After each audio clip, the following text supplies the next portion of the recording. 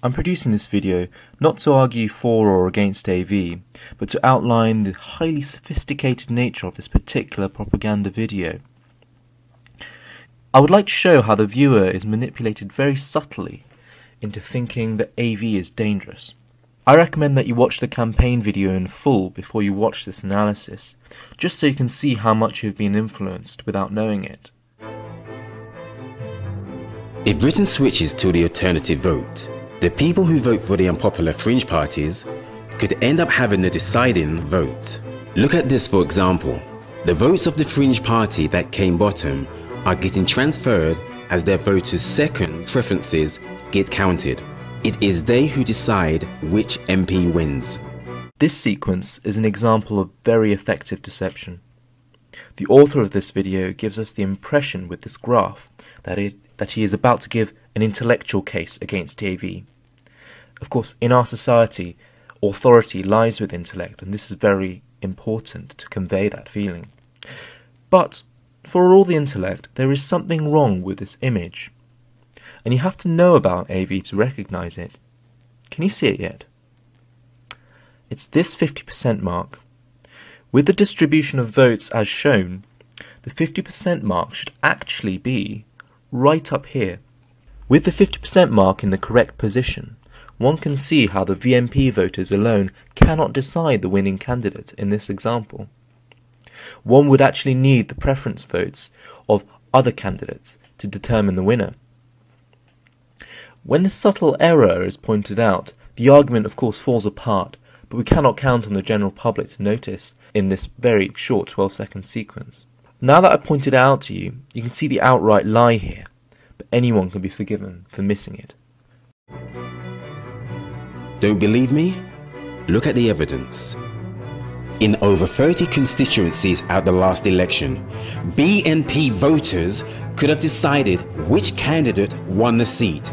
In theory, this is technically true. However, in practice, the numbers of BNP voters in their top 30 constituencies, the preference votes of other candidates are far more likely to swing the results than those of the BNP. But it isn't the arguments that are the most powerful elements in this video. The arguments presented only serve to distract our intellect, while the imagery and tone shape the viewer's emotions over the issue. This is where the sophistication lies. Firstly, colour. The graphic designer has made a conscious choice in his use of colour. Predominant white, dark grey and purple. Of course, these are the colours used predominantly by the Yes campaign. Here are some examples. Notice the association we start to make with the colour purple.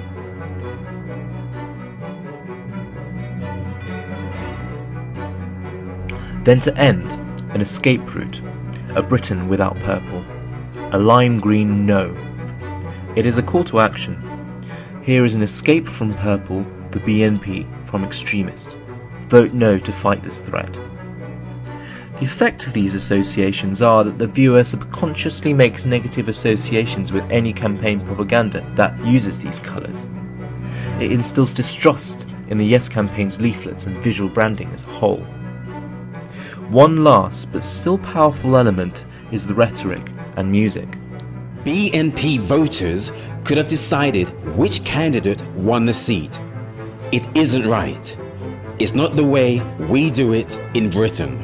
Vote no to AV on the 5th of May.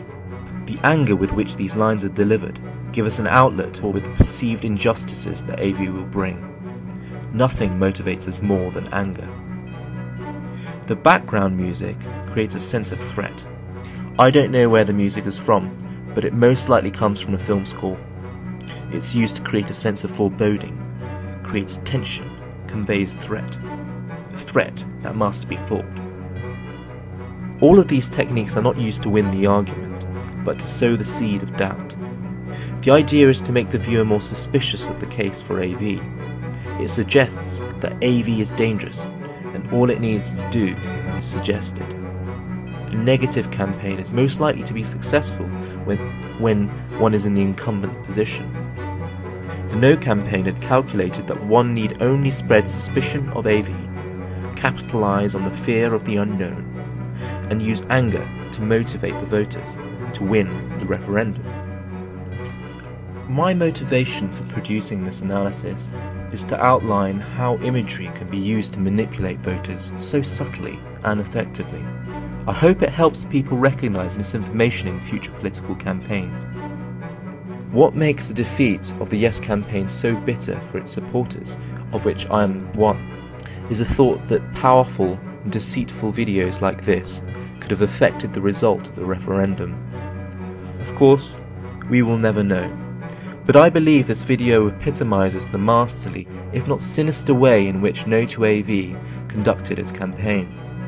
If this kind of campaigning is to become a trend in future, it will be a sad political landscape indeed. A landscape where political opinion becomes viciously polarised, like in America. It is a form of campaigning that has more than a hint of George Orwell's vision of 1984.